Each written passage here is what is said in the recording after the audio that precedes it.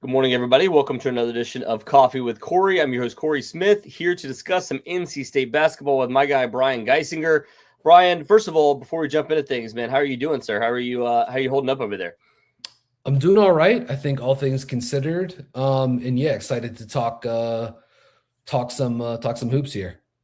Yeah, so we wanted to jump into this. Obviously, you're running a Substack now, so I know the content is going to be the written content you guys can find over at Brian's Substack. I know you're writing in a bunch of different places. First of all, what's the Substack address? Where can people find your work? I know they already follow you on Twitter because I had a bunch of people like, hey, when is Brian going to share some of this stuff with us that he's posting about? Yeah, exactly. The Substack is literally just Brian Geisinger's Substack.com. I started it before last season. It's titled Split the Action, which is a little basketball term that I thought would also sort of like work for the overarching title of it, but it's literally just my name.substack.com. Right as of right now, everything on the site is free. There's a lot of state coverage, but it's sort of like scanning the entire ACC.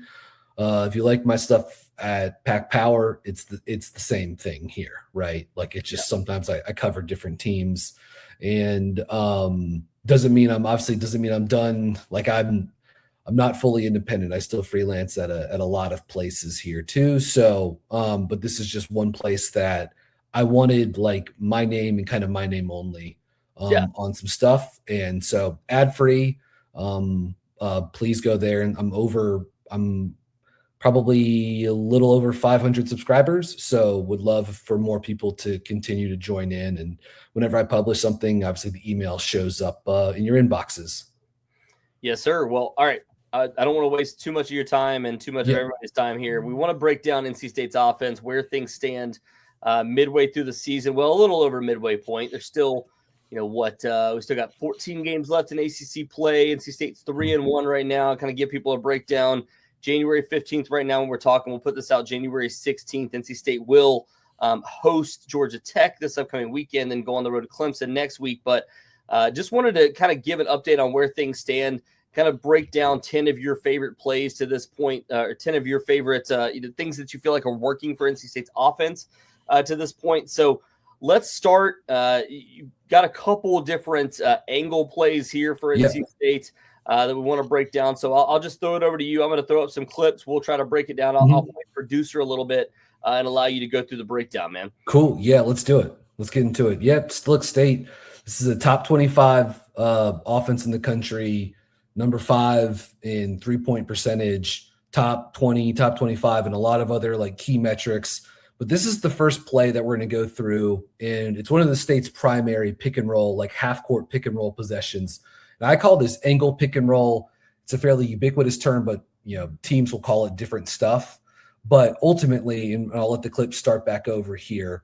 Yeah. It's going to be a pick and roll possession where the ball screen's not coming from the corner. It's not coming from like the wing or the side. It's not coming exactly from the top of the key.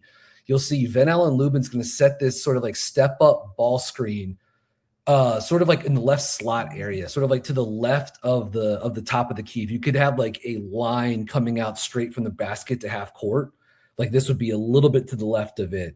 And you'll also see Ven-Allen Lubin, like the way he sets that screen, he's like almost flat, like that step up screen where his body should be like almost like parallel with the baseline. Like that's that sort of like step up angle. That way Quadir Copeland can go in either direction, right? He can drive right, he can drive left, but that angle is sort of referring to the spot on the court, and it's a step-up ball screen from that spot.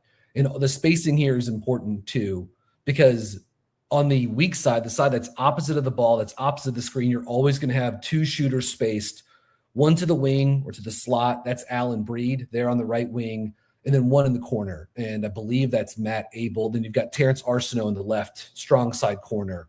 But as soon as Ven-Allen Lubin sets this screen, he's immediately just going to dart to the rim on a rim run. That's what he's best at doing. He's not really a stretch 5. He's looking to get downhill and get to the rim. He's shooting above 80% at the rim this season, over 7 rim attempts per 40 minutes. But Kansas switching 1 through 5 a lot this season, including this game. This is just a beautiful pass by Quadir Copeland. Like, let's pause it right here. So Flory Badunga, Kansas's starting center, he's going to switch on to Quadir Copeland. And I think it's Elmarco Jackson is on the ball, and he's going to switch to Ven-Allen Lubin. But what Lubin does so well here is he's not slipping the screen, but he sets that, like, it's almost like they call it a hot stove screen. He sets it almost underneath, and he's just going to like briefly make contact, and then he's going to cut downhill to the rim. And that way he gets inside leverage against the switch. And so pause it again now. You see that now there's a switch, but you've got two good shooters pulling the weak side help out of the lane. You see Darren Peterson's trying to scramble off of Breed and get down to help. But you've got Jackson trailing behind Lubin on the entire roll to the rim. So it's a tough pass. Copeland does a really nice job sort of like spinning this in around, Badunga's a really, athletic, nimble, big man who can switch out. But Copeland does a beautiful job spinning this in, and there's no weak side rim protection at all. Because of the switch, State has the one sort of like lone rim protector pulled away for Kansas. Lubin, uncontested finish for them. And this play type angle has been really, really good for them this season. They're shooting, according to my own charting data here, they're shooting over 61% on field goal attempts out of angle pick and roll this season, and it's been one of their more efficient play types as well. So let's have another. Do you have any questions on that, Cory? If not, we can maybe even go. I've got another angle clip to show here. Yeah, no, I think it's interesting because what we're going to see is how different that play type can end up being, because it's not just, a one size fits all here. Actually, I need to go back to the beginning. There we go. Yeah. Yeah. So Texas is going to guard this screen differently than Kansas did. You can watch it play all the way through to start. Copeland's going to kick out to Paul McNeil for a wide open three on the left wing. But yeah, let's go to the top and let's pause it again here. Now you see Ven-Allen Lubin set that screen. This time it's on the right side of the floor. But again, you've got those two shooters. You've got two really good shooters with Darrion Williams in the left corner, Paul McNeil spaced wide to the left wing. I believe it's Breed in the strong side right corner. So you've got two really good shooters pulling out. This is exactly like what State wants, right? I mean, they've got their top pick and roll combo with Copeland and Lubin running the rim. And then you've got their two dynamic, kick out shooters, especially Paul waiting on the weak side. Texas guards this differently, though. They're not switching the way Kansas did. They've got their backup center in, I guess, like almost up at the level, but sort of like playing below it. Like I would probably, I bet I charted this play as drop coverage for Texas, but it's not a deep drop. The guard defender on the ball against Copeland goes under the screen. And Cory, this is something you and I have talked about in a couple of like recent post-game pods, after NC State UVA. I can't remember if it was Boston College or FSU. It was one of those other games where we talked about this is one of the coverages you're starting to see more against Quadir Copeland. Teams are so worried about keeping him out of the paint. Yeah. And not letting him hit the rim, yeah. Obviously, he shot a good ball this season from deep, but he does a lot of that from off the catch. He's not just going to, if you go to the screen, he's not going to just burn you with pull-up threes. He wants to get downhill, and that's a big piece of State's offense. But I think he does a nice job here. Instead of just trying to press the issue to the right, he sort of changes directions and he starts going left. And as he dribbles left, sort of against the grain, he gets a sort of impromptu de facto re-screen from Ven-Allen Lubin in the paint. And as he does that, that shields away his defender, any other sort of help defender in the paint. And it allows him to just get a little further down the lane, closer to the paint. Because State's this great three-point shooting offense, but those looks are not created by accident. They're not fluke. They're trying to, the way a lot of smart offenses are in the country, they're trying to touch the paint and then spray out, because that's how you create those juicy, catch and shoot, uncontested or lightly contested looks. And let's run it back. I'm gonna ask you to pause it again right here. Mm-hmm. This is one of the things I've talked about with Paul McNeil a few times this season. I've written about it. This off-ball movement, man. Yeah. It's been outstanding. And so it's not only has this guy's the shot has been great, the confidence he's playing with, the way he's rebounded, he's trying hard defensively too. But one of the reasons why he is, I think, proven to be such a highlight shooter for State is because you don't actually have to run plays for him too. He will relocate without the ball, and he will do so aggressively. Like what he moves, he cuts probably like 20 feet around the arc on this. Like as Copeland drives left, and you can let it run again. Say we're at the 4-second mark in this. Yep. And then boom, right there. Look at that. Wide open. By the time he catches it, this is less than a second later. Less than a full second later. And he goes from being covered to being wide open, right? Yeah. And it's not great defense by Jordan Pope. Obviously, Copeland attracts a lot of attention when he drives. So does Darrion Williams. And I think Paul has really benefited from playing off those guys, but he makes himself available. Like this is a big time play for a guy who's really starting to like come into his own. So NC State has all these cool actions to get him looks coming off screens. And obviously he runs the floor in transition, but his ability to relocate, cut along the perimeter is one of the reasons why he's having such a monster season shooting the ball. And he's, above 15 3-point attempts per 100 possessions. He's shooting almost 42% from deep, and just, crazy numbers for State this season shooting the basketball. So again, this play, you can see how it touches a lot of different stuff because Quadir Copeland, he can drive to the rim and get downhill and finish. He can look for Ven-Allen Lubin on the rim run like we just saw in that first play against Kansas. Or if he gets into the paint, he collapses the defense. You get that relocation, whether it's, Darrion Williams cutting along the baseline or Paul McNeil sort of like filling the space behind him, stepping into that open catch and shoot three. And then the last player I would just highlight on this, it's a small thing, but Allen Breed, one of the veterans of this team, you can see he's not involved in this play at all, but he starts it in the right corner. And you can see as Paul's taking that jumper, you can see Breed is sort of like near the wing and he's rotating to the top of the key to keep the floor balanced for State. And the transition defense has been like a little wobbly for them this year, but it's good that they, if Paul misses the shot, it's a long rebound. Maybe Texas is off and running in the other direction. And at least Allen Breed is going to be there to sort of like hopefully hold up a, potential 2-on-1 or 3-on-2 or something like that. So good stuff from everyone, on this possession, including that baseline cut from Williams, that sort of like circle motion look that also empties out the corner and clears the space for Paul to relocate into. Yeah, the only thing I was going to point out, I mean, you said it, is just the off-ball movement here from Paul McNeil. Like, obviously, Quadir Copeland, the vision to know that he's there, but, like, I mean, Jordan Pope is left guessing. Yeah. He turns his back on him to try with the help side there. I mean, that's the immediate point. Like, Paul McNeil kind of leaks out, and the last time the Pope looks at him is right here. Yep. He tries to come inside, try to create maybe a steal or a turnover or something here. And by the time he turns back around, I memean, like, you see it, the wobbliness from him there. He's just like, okay, I'm screwed. If he hits a shot, there's just nothing to do. So his lunge is like, he looks like a batter in baseball was expecting a 90-mile-per-hour fastball, but they got a 12-6 curveball, and like it's just a whiff, So really great, and I mean, I published a piece this week and I talked about this. I think one of the sort of like, if you want to stay in the NC State universe, one of the sort of like facsimiles to me in terms of like, big wing guard creator who's a downhill driver and the sort of like off ball mover spacing agent.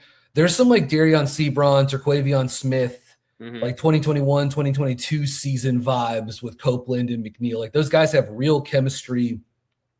I believe Copeland has assisted him 27 times this season. 13 of those, according to my own charting data, have gone to spot up threes like we just saw against Texas.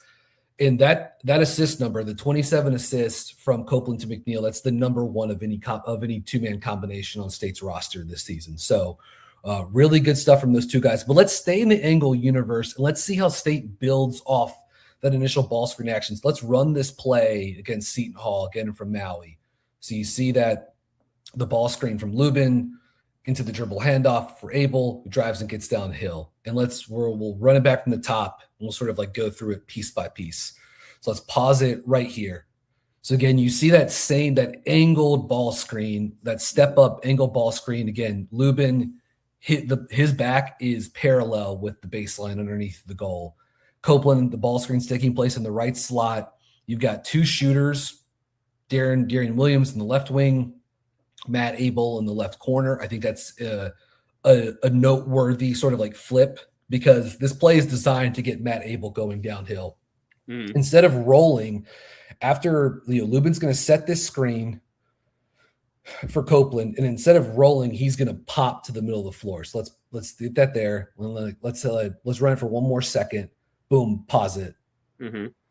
Ven-Allen Lubin, he's flirted with taking a three, but he's not really a stretch five. And State can use him a lot as a playmaker on 5 out, right? He's mobile. He's comfortable with the ball. He can pass a little bit. He can put it on the deck. And obviously he's great at these sort of like high handoff actions that he can then use to roll and slip downhill or get into the short roll. But what you're going to see from State is what's called zoom action often in basketball. There are other names for it. Some teams will call it Chicago, but the term zoom is pretty ubiquitous across hoops. The zoom action is a down screen into a dribble handoff for a player. So Darrion Williams is going to set a down screen for Matt Abel, who's going to run off that screen. That's going to put his defender like a step or two behind him. So he's already got like a little of advantage, right? And then he's going to take that advantage and he's going to sprint straight into the dribble handoff with Ven-Allen Lubin. He gets a switch against Hines, who's another really versatile young defensive five for Seton Hall. Really good player. He gets the switch. You see that nice little hesitation move by Matt, and then he's just going to straight up get downhill, get to the rim and finish. Yeah. And I do wish like we got even more of this from Matt, because it's a tough. I mean, he makes a really tough shot here. I mean, over a great contest from one of the best, shot blockers in the country, in Hines. But I do think Abel has a tendency to settle a little bit too much. So I just love this like sort of aggressive drive from him. And I do want to like sort of like, if we run it again from the top, I'm going to ask you to pause it again, because I think what's happening on the right side of the floor is interesting here too. So let's pause it right there. So after Copeland, throws the ball to Lubin on the pop, he doesn't stay in that right wing area, right? Like you can see on this possession, Copeland is cutting across the lane. He's going to fill the left corner that Matt Abel just came from. Yeah. And in the far right side corner, you've got Paul McNeil spotting up. He's the best shooter on the team. So now that they've got the switch, that they've got Matt Abel switched out on a mismatch against an opposing five, and there's not going to be a great help defender on that right side of the floor, because the guy guarding Paul McNeil probably doesn't want to help off and just leave a note. See how his defender stays with Paul, because you're worried about a kick. You can't leave, again, best shooter in the gym. You can't leave him open. But because Copeland has exited and cut from that wing area to the opposite corner, he's opened up another gap for Abel to drive into, right? Like there's no help defender with him, yeah, to get their hands and arms and like dig into a driving lane. And so that is a spacing concept that we've seen a lot with NC State this season. And to me, it feels really like a sort of a marriage of what Will Wade was doing at McNeil State last season, and teaming it up with what Adam Howard, one of the assistant coaches, who's basically State's, OC, has brought in, sort of like implementing this new offense that has a lot of 5-out actions in it. So this is called angle pop. I call it angle pop zoom, because you got that backside zoom action for Abel. But this play has been money for State so far this season. So I think we've got another one of these of what I call angle pop zoom. Yeah, this one's against VCU. Right, it's the same. Now, yeah, and it's the same thing, but just with Darrion Williams now. This one I think is a little interesting, because you've got the double center lineup here, right? You've got Sanye and Lubin playing together, but again, the spacing on the right side is the same. You've got Paul tucked into that right corner. You've got the screen happening on the right side of the floor. Lubin's going to pop left towards the middle. Copeland's going to pass it to him, and he's going to cut to that right corner. And instead of Darrion Williams setting the down screen, he's coming off the down screen into the dribble handoff. So he's the primary options on this zoom action. Again, look how far his defender, Musa does a great job screening for him here. So, Darrion already has great advantage coming into the handoff with Lubin, and then he's just able to turn the corner and get downhill for a finish. You can run it from there. want to make people see the screen first of all, because I'm looking Musa, at it. I'm going, wait a minute, no, it's Vin. But Musa does a good job. He makes contact. You can see. I mean, like Darrion's defender's a step behind him. He gets downhill, and Darrion, obviously so skilled, so good with the ball. You've got VCU in drop coverage, so their center is a couple of feet below the level of this handoff, which means Darrion's just coming. Yeah, this is a good place to pause it. Yeah, because he's coming into space because the screen defender is a couple of feet below the level of the screen. His man is behind him because he's had to run off the down screen from Musa and had to sort of like navigate the handoff action from Lubin. But State has created a de facto 2-on-1 here, right? Where the VCU center is really the only guy between the ball and the rim. And you've got Darrion with a step on his defender, and you've got Lubin crashing into the rim on a rim run. And you don't get, I don't think on this play there's much of a sort of like a weak side check out by VCU. So Lubin's able to get like a free run to the rim. But you can see that 2-on-1, right? Where it's Williams, it's a power play, And to me, I just looked it up too, by the way. Number 17 for them, Djokovic, is actually Lazar Djokovic, actually 6'11". So that's kind of what he ends up running into, and that's why it changes the way this play plays out, right? Yeah, exactly. And so Darrion does such a good job when you're playing drop coverage as a ball handler. One of the things you're gonna get told, and I've talked about this with John Shire of Duke, but like one of the things that like they do to sort of like school their guys is they want their players to make a decision with the ball when they're driving against drop as late as possible. Mm-hmm. Because what you want the defensive five to commit to you. So if the defensive five commits to you, then you can pass it to your teammate rolling to the rim. If they don't commit to you, then and let's say the defensive center just stays a little too close to the five rolling to the rim, then you just take it to the hoop and finish strong with a layup or a dunk.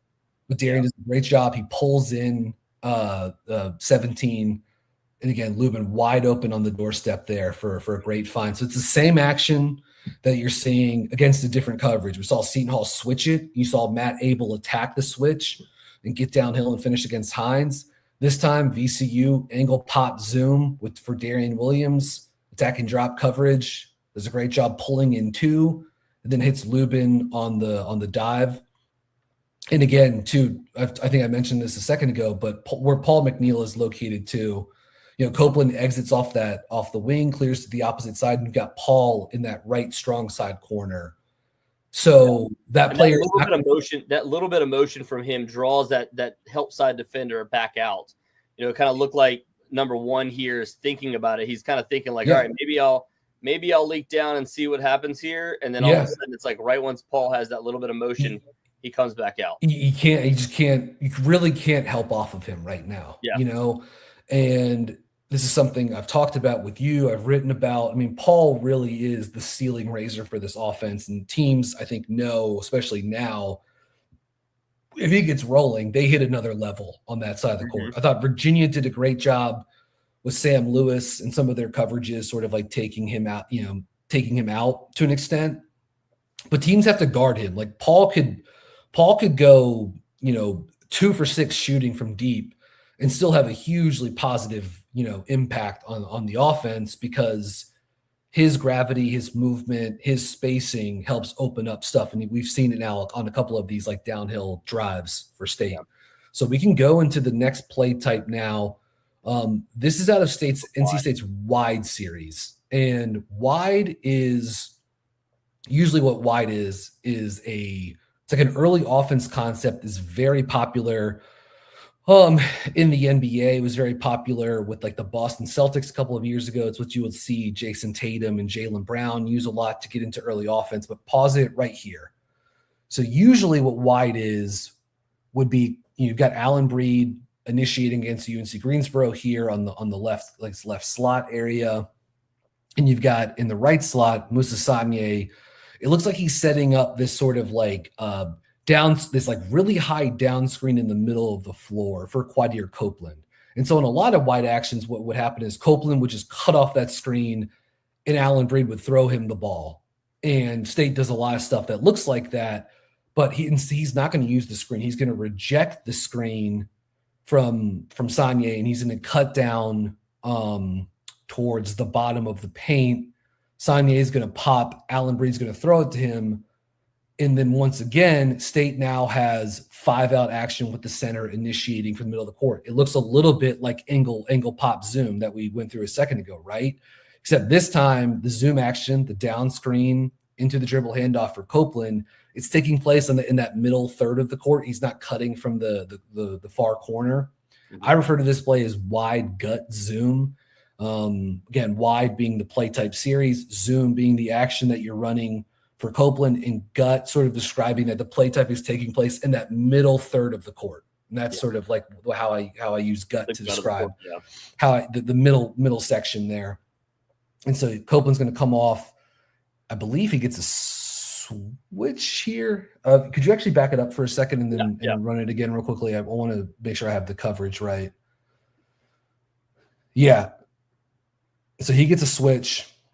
Yeah, the defender. And then Copeland against a switch. It comes out to him. Yeah. Yeah. And then Copeland against a switch. I mean, he's going to look to get downhill on this play type and get to the rim and finish at the rim. Copeland's been, as far as like perimeter players on this team go, he's their best source of rim offense by quite a bit. 4.6 rim field goal attempts per 40 minutes.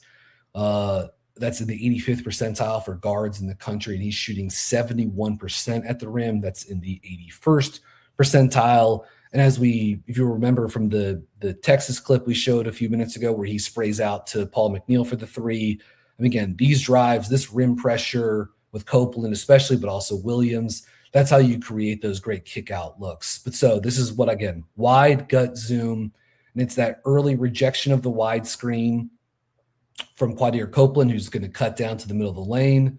Sane pops to the middle of the floor. He gets a pass.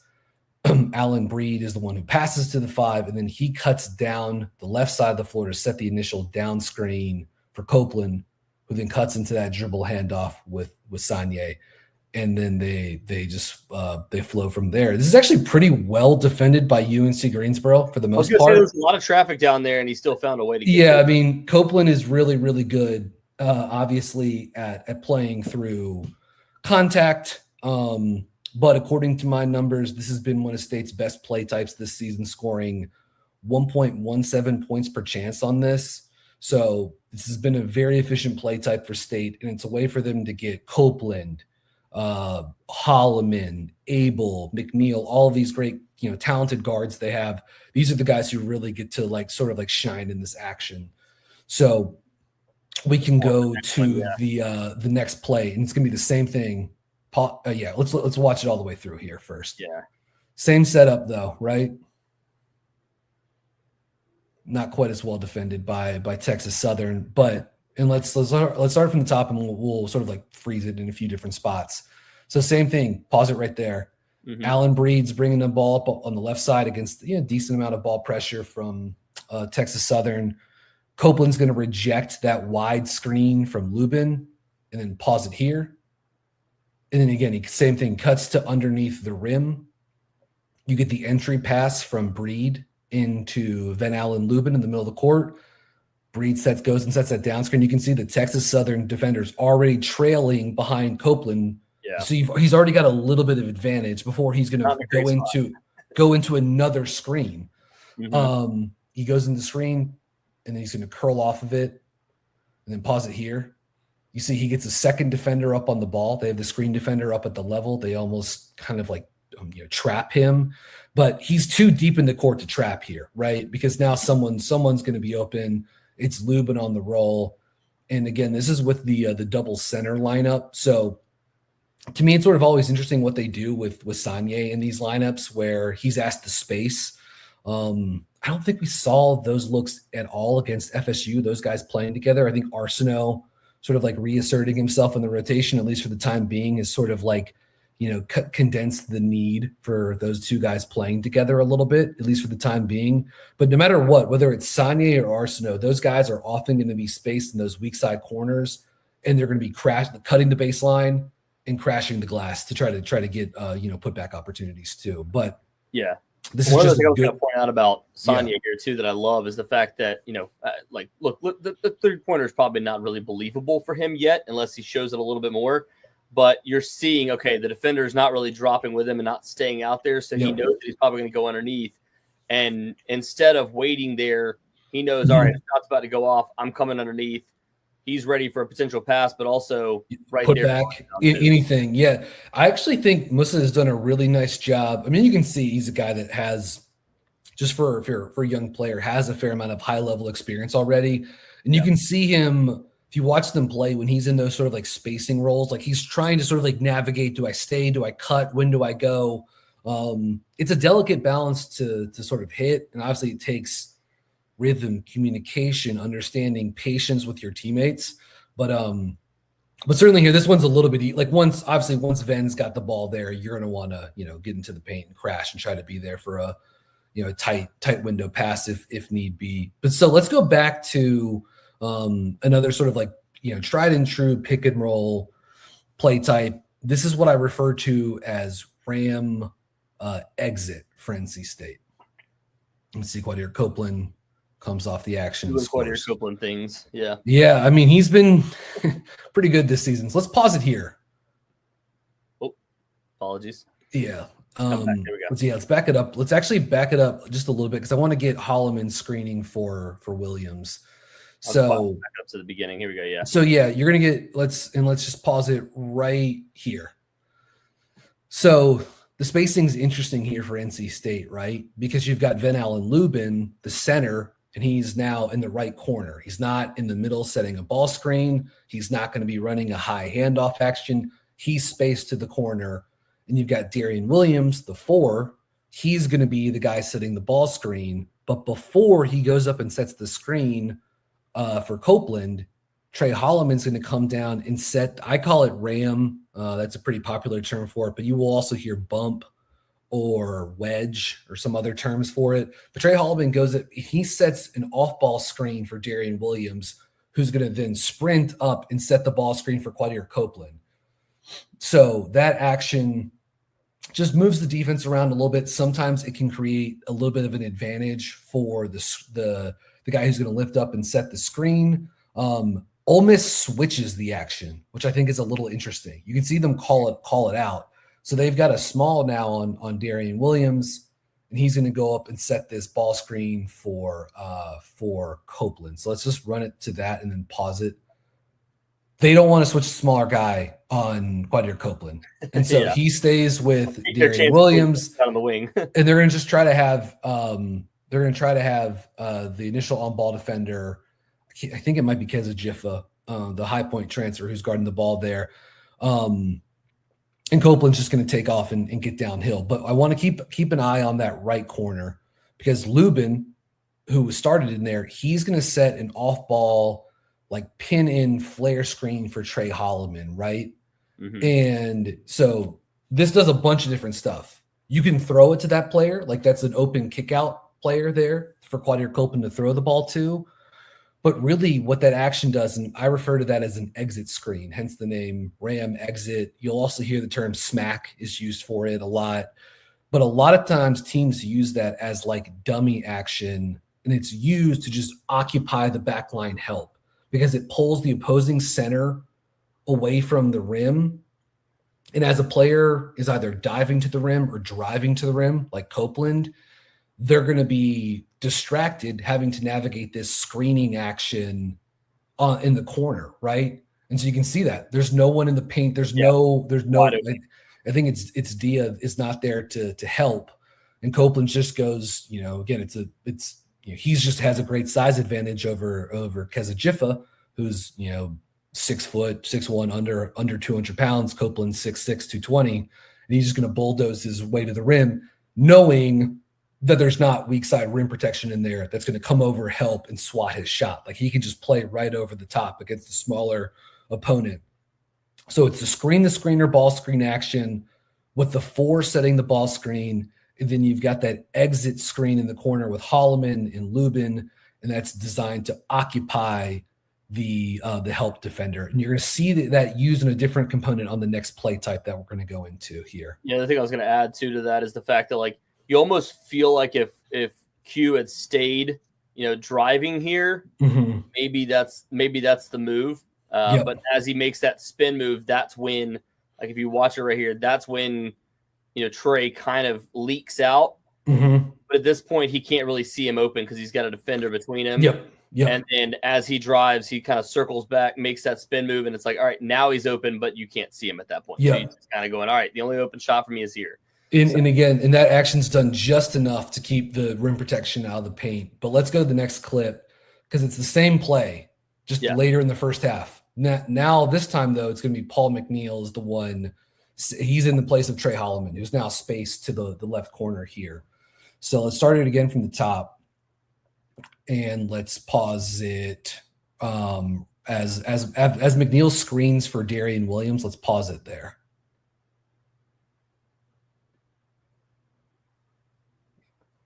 Right there. So again, Ole Miss is going to switch that action like they did on the clip we just looked at a second ago. This is Ram exit again. And instead of Ven-Allen Lubin in the corner, you've got Moussa Sanye. This time, though, as Williams is lifting up the screen, Quadir Copeland, he's a bit enterprising. He sort of freelances here. He decides to go without. He just sort of like rejects it and goes without the ball screen. But the play stays intact. Aside from that, this time though, as he's driving into the paint, you're going to see Ole Miss is going to collapse. Like they've got four defenders in the paint, 3 in the restricted area. And you've got Paul McNeil. Oh no. Yeah. And again, Moussa Sanye would be there to screen someone, but there's no he's screening the air right now because Copeland has drawn that much attention going to the rim. I mean, this is a poorly contested shot. McNeil's going to make a lot of these looks. So again, this to me, this strikes me as some of the sort of like play sequencing you see from NC State where they'll run the same play multiple times, but get to different stuff out of it and take advantage of the defense, whether they're worried about Copeland as a driver or they think they know what's going to happen. Either they're worried about something or they have something predetermined in their head, and then boom, you hit them with a counter. And McNeil, his spacing component is obviously a huge aspect of this offense too. So let's go to one more Rams screen the screener pick and roll play. This one's going to be a little different though. Again, it's still going to give you a Quadir Copeland drive here. So yeah, I did not go to too many of the Darrion Williams initiated play types. So maybe on the next one of those, we'll look at some more of the Williams looks. There should be a few more based off of what Will Wade's been saying recently. So yeah, he's been like he's been speaking your language lately. But he has, and in the Boston College and FSU games, I mean, they've played out of the post a lot. And the last play we're going to look at will be a sort of like a little bit more Darrion Williams centric. But I looked at this the other day. They're 3-0 when Darrion has a usage rate of 30% or higher in games this season. 3 of their 5 losses have come when Darrion has had a usage rate under 19% or under 20%. And they've only lost 1 time this season when he's had a usage rate above 25%. And that was the Kansas game. It was an overtime coin flip that had some bad calls happen at the end too. So the fact of the matter is they need both these guys. Like they need Copeland and Williams both engaged as drivers and creators. But let's start this at the top again and go through it because this is a play. When I wrote my initial piece for Pack Power last March on Will Wade and his pick and roll offense, as much as I think, Adam Howard has brought a lot of great stuff to the table. I think they've done a great job blending it together, using all the analytics, using all their pieces together. This is like a Will Wade, McNeil. Quadir Copeland ran this play a lot last season.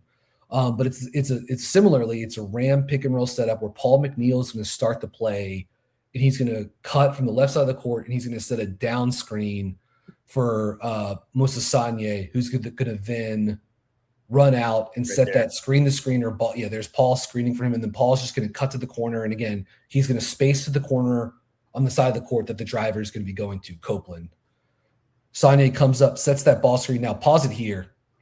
Yeah. Because again, you've got Paul in the right corner. So he's going to pull Jordan Pope out of the lane when Copeland drives.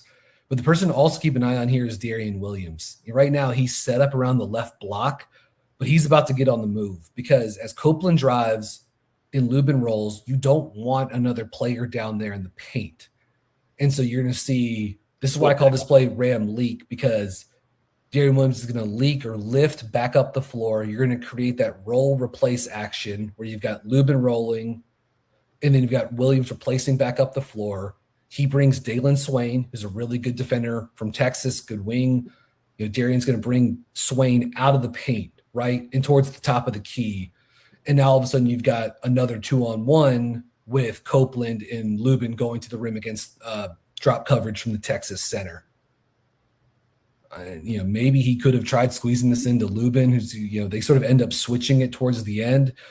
But ultimately, Copeland calls his own number here and gets right to the front of the rim for a layup on, again, I call this Ram leak for State. And then you can see Jordan Pope's not going to help off of Paul McNeil in that strong side corner. So Copeland just gets to kind of play one-on-one, and he's so good at, playing through and absorbing contact. He does a nice job against a, much larger opponent getting to the rim and finishing here.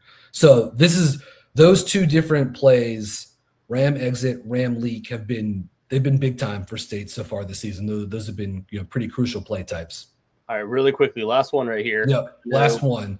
Yes. So this to me, I kind of thought this team was sort of like in its bag against FSU. Obviously, sort of like every button they pushed, worked. They started the game with a scripted play design that went for a Paul McNeil 3. But this was one of my other favorite designs from them. So it sort of starts in a 5-out look. Like you've got Lubin initiating up at the top of the screen.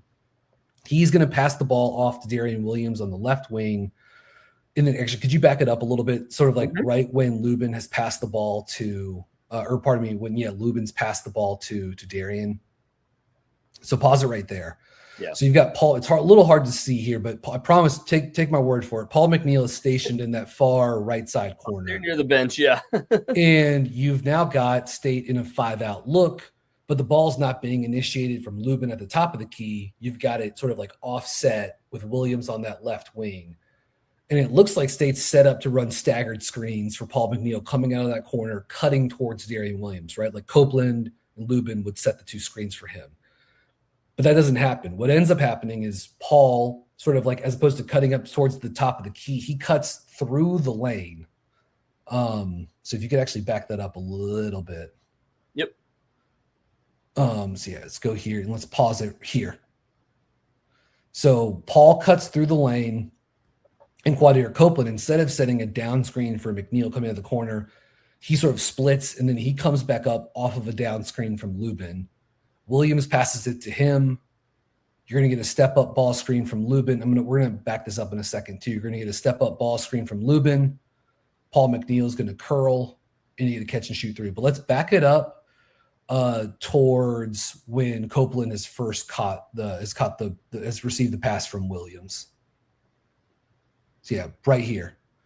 This to me was one of my favorite designs from State this season because as good as guys like Matt Abel, Trey Holloman have been, these to me are State's 4 best offensive players. Mm-hmm. This is Quadir Copeland, Darrion Williams, Paul McNeil, Ven-Allen Lubin. Their skill sets, there's some overlap, especially between Williams and Copeland, but they do mesh, and they mesh really well on this play because what's going to happen is Lubin's going to lift up and he's going to set a little like step up ball screen literally at the same time, pause it right here, that Paul McNeil is setting, whether you want to call it a slice screen, back screen, shuffle screen, like whatever, but he's setting a screen to send Darrion Williams to that right block area at the same time. See that look that they've got going where the two screening actions are happening sequentially?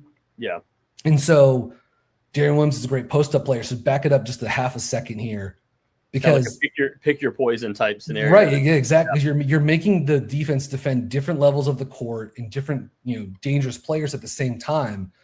But when Paul sets that screen, and because he's such a good shooter, he's such an impactful screener, but because Darrion is such a great, low post threat, both FSU defenders, I believe it's Martin Somerville and LeJay Jones, they go with Darrion Williams, right? You've got two guys going towards him.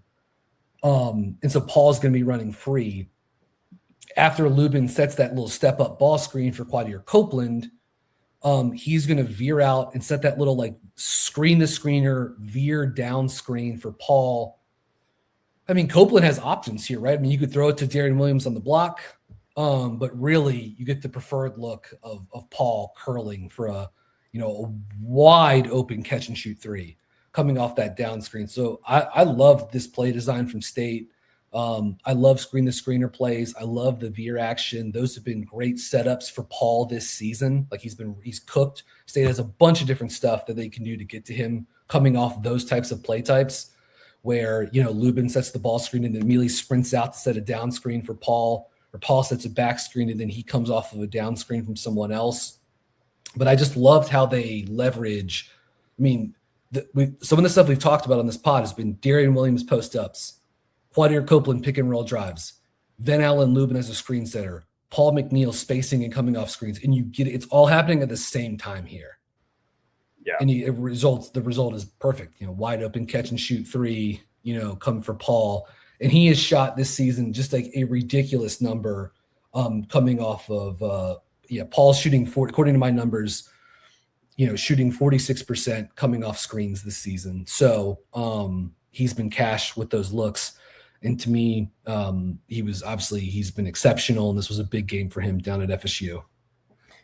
Yes, sir. Well, and the only other thing I was going to point out here too is, I mean, looking right here, like obviously it's about as difficult as a pass as you could possibly get, but you also have the other option of Terrence Arsenault out there. I mean, everybody else is shifting and trying to, close out on Darrion Williams right here. If you had an open look, like you could probably also kick it out right here and hit that shot too. So there's so many options off of that. I just wanted to point out like the one additional option that you had if you have a clear cut pass there too.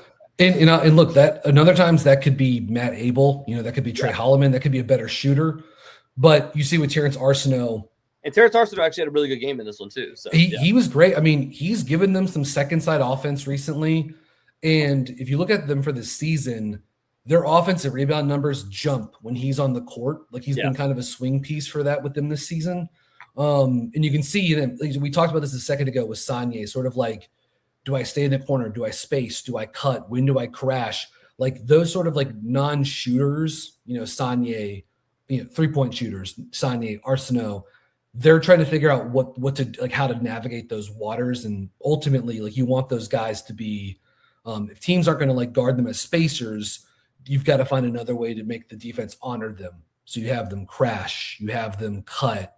And I think those guys are hopefully getting a little bit more comfortable navigating those waters too. Yeah, and that's what makes this lineup so much different. You mentioned Terquavion Smith, Darian Seaburn earlier. Like those guys didn't have options on the outside that were really great shooters because of injuries. Casey Morsell injured that season. You didn't have really any other options that year. But now this lineup you absolutely do. BG, I appreciate you for jumping on and breaking down some film. I love doing this. We'll do another one. Once you said has a little bit more of a break, we can actually go in depth on all this stuff. But for sure. Thanks so much for jumping on, man. I appreciate you. Yeah, looking forward to doing more of these. Take care. Yes, sir. Well, thank you to everybody for joining. We will talk to you